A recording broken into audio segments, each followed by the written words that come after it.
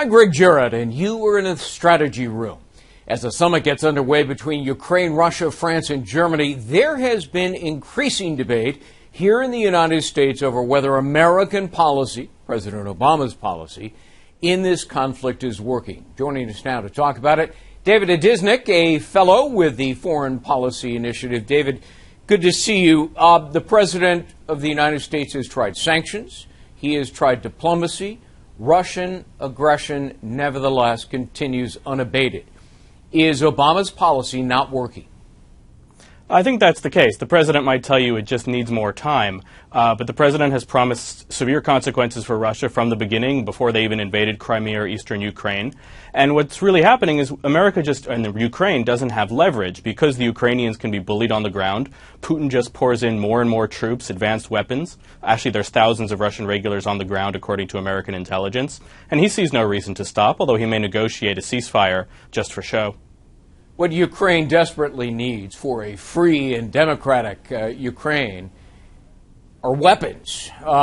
Things like anti-artillery, anti-tank rockets and so forth, lethal weapons, so that it can defend itself. The president, so far, doesn't want to do that. Is there any other way? I mean, will Putin actually do anything more than tear up yet another ceasefire? Does he only understand force?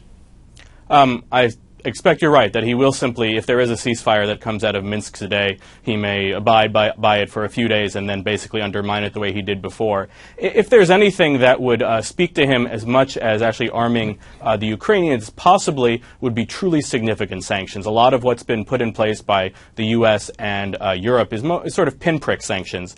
The damage it's done is nothing compared to the fall in the price of oil, which we didn't have much to do with. But there are a couple options that could be used. One is to block Russia from the international payment system called SWIFT, and the other is to block any foreign country or individual from holding Russia's debt. Those are things that could really put a wrench in its economy even more than now, and those could have the effect, but getting the Europeans to go along with that might be extremely difficult. Yeah, it looks like the Pentagon, with the president's authorization, is now going to send 600 paratroopers to Ukraine to train their Ukrainian troops. Again, not good enough?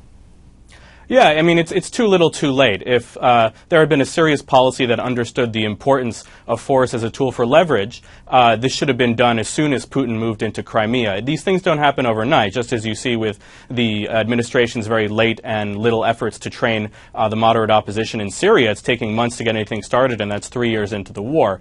Both weapons and other things should have been on the way much earlier. It takes a fair amount of time for the Pentagon bureaucracy to process these things, and even the non-lethal aid that we promised to Ukraine, things such as night vision goggles, are taking quite a while to dribble in. In the summer of 2012, the Secretary of State, the Defense Secretary, the CIA Director, all urged President Obama to help arm the Syrian rebels. He rejected that. The result 2 years later is that ISIS now owns and operates large swaths of land in both Syria and northern Iraq, and terrorism is escalating. Is this sort of the same scenario that may unfold?